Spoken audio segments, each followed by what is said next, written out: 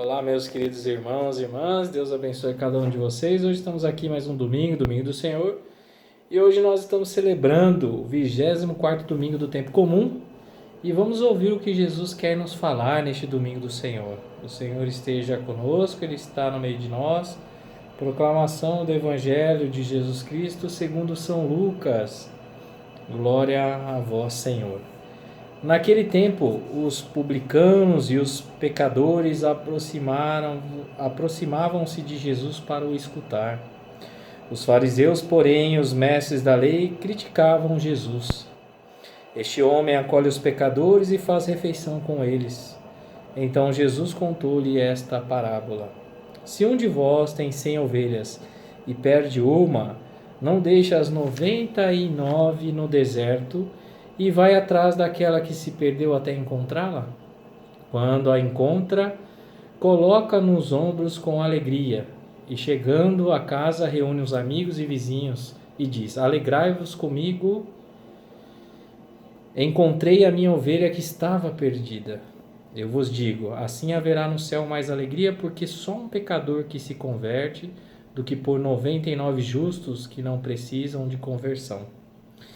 E se uma mulher tem 10 moedas de prata e perde uma, não acende uma lâmpada, varre a casa e a procura cuidadosamente até encontrá-la?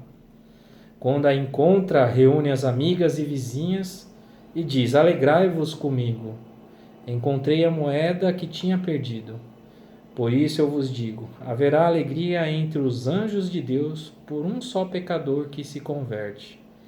E Jesus continuou: Um homem tinha 2 filhos. O filho mais novo disse ao pai: Pai, dá-lhe a parte da herança que me cabe. E o pai dividiu os bens entre eles. Poucos dias depois, o filho mais novo juntou o que era seu e partiu para um lugar distante. E ali esbanjou tudo numa vida desenfreada. Quando tinha gasto tudo o que possuía, houve uma grande fome naquela região. E ele começou a passar necessidade. Então foi pedir trabalho a um homem do lugar que o mandou para o seu campo cuidar dos porcos. O rapaz queria matar a fome com a comida que os porcos comiam, mas nem isto lhe davam. Então caiu em si e disse: Quantos empregados do meu pai têm pão com fartura, e eu aqui morrendo de fome?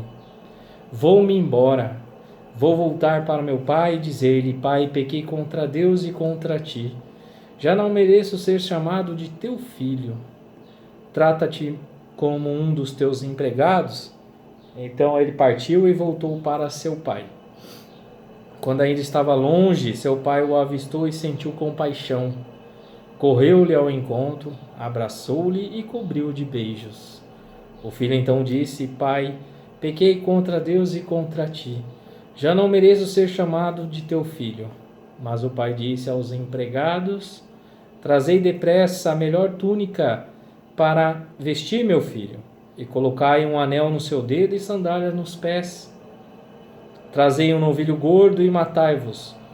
Vamos fazer um banquete, porque este meu filho que estava morto e tornou a viver, estava perdido e foi encontrado. E começaram a festa. O filho mais velho estava no campo. Ao voltar, já perto de casa, ouviu música e barulho de dança. Então chamou um dos criados e perguntou: O que estava acontecendo? O criado respondeu: É teu irmão que voltou. Teu pai matou o novilho gordo porque o recuperou com saúde. Mas ele ficou com raiva e não queria entrar.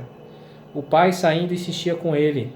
Ele, porém, respondeu ao pai: Eu trabalho para ti há tantos anos, jamais desobedeci a qualquer ordem tua. E tu nunca me destes um cabrito para eu festejar com meus amigos. Quando chegou este teu filho que esbanjou teus bens com prostitutas, matas para ele um novilho cevado. Então o pai lhe disse: Filho, tu estás sempre comigo, e tudo o que é meu é teu. Mas era preciso festejar e alegrar-nos, porque este teu irmão estava morto e tornou a viver. Estava perdido e foi encontrado. palavra da salvação. Glória a vós, Senhor. Que evangelho extenso, hein, meus irmãos e minhas irmãs? O evangelho muito extenso de nosso Senhor Jesus Cristo hoje, tirado do evangelista de São Lucas, né? E São Lucas realmente quer nos mostrar quem é Jesus. Por isso ele coloca esse texto gigantesco, porque ele conta aqui 3 parábolas muito importantes para nós, né?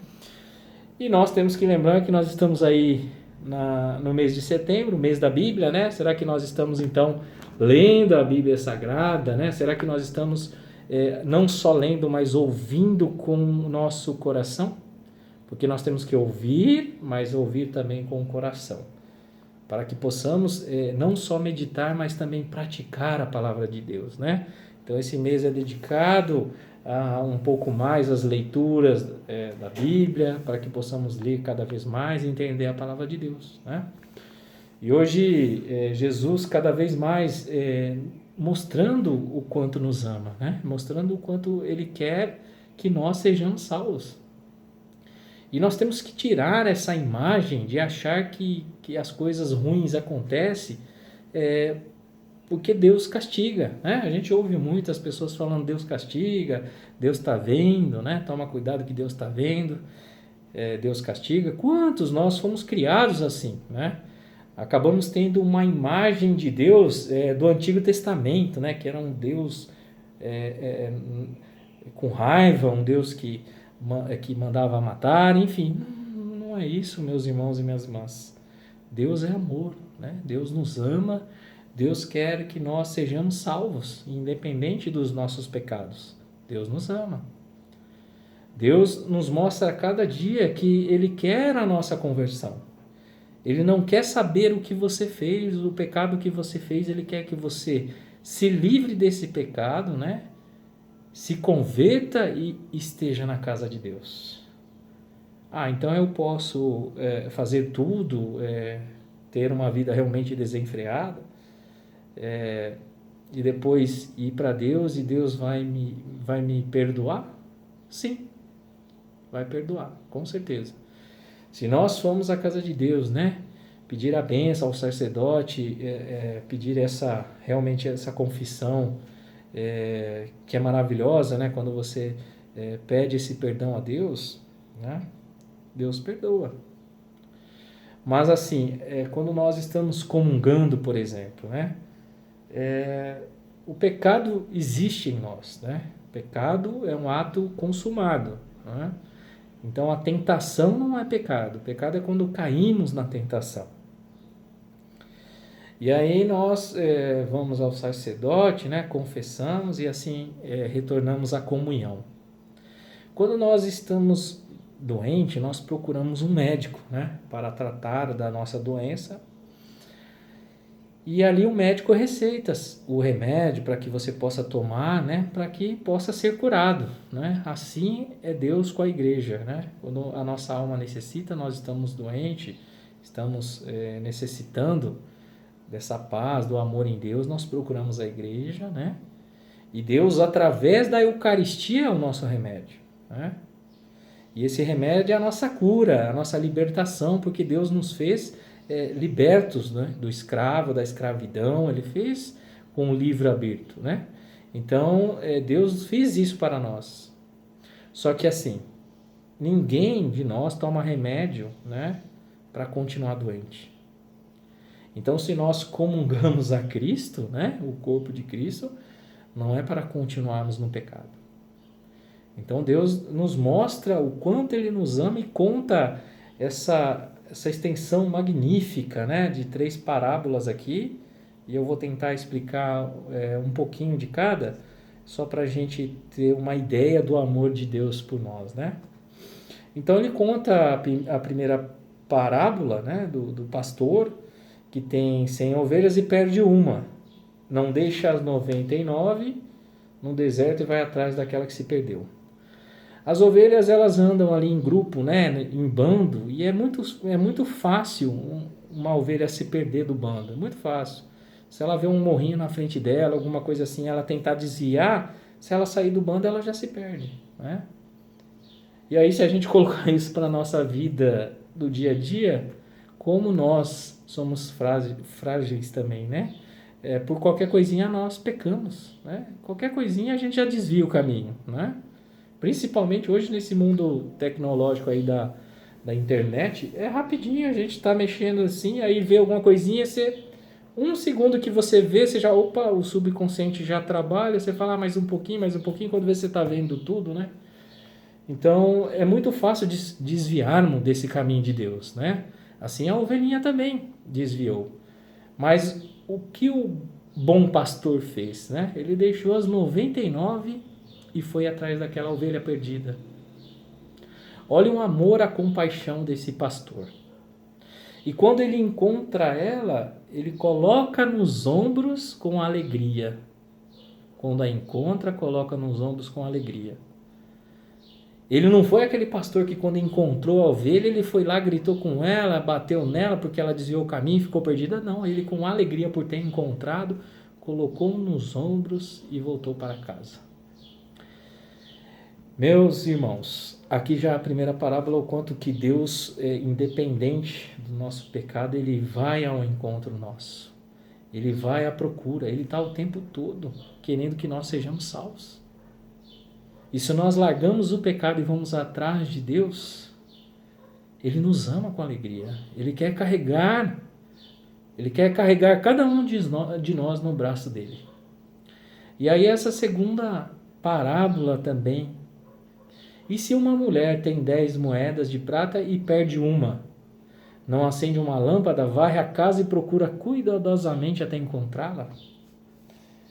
Eu não sei vocês, mas quem já foi comprar alguma coisa e faltou ali a moedinha, né? De 50 centavos, 10 centavos, R$1, independente da moeda. E aquele desespero, porque se falta a gente não consegue comprar, né?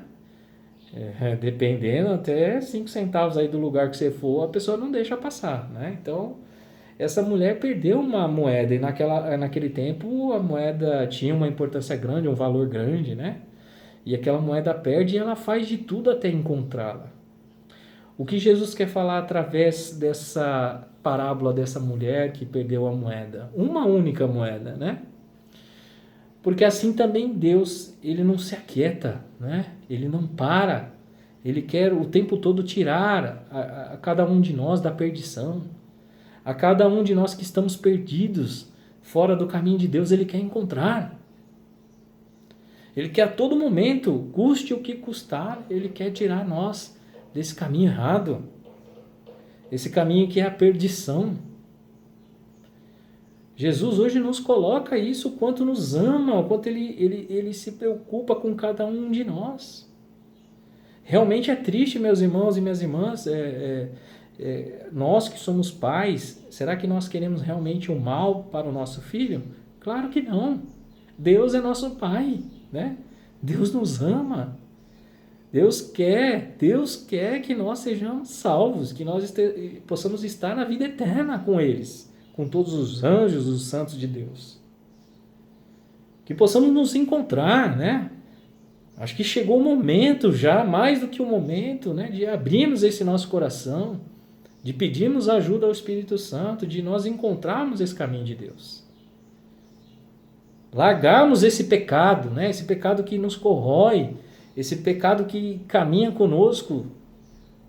É um pecado de estimação, né, que carrega com a gente, está lá esse pecado o tempo todo.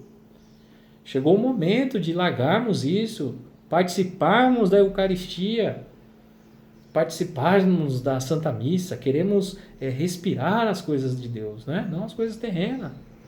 E por fim, Jesus conta essa parábola magnífica, né? Do filho pródigo, né? Que é conhecida a parábola, mas que na verdade é o pai misericordioso, né? Porque ali o filho mais novo ele pede: Pai, dai-me a parte da herança que me cabe. Quando esse filho mais novo pede a parte da herança dele, ele está matando o pai.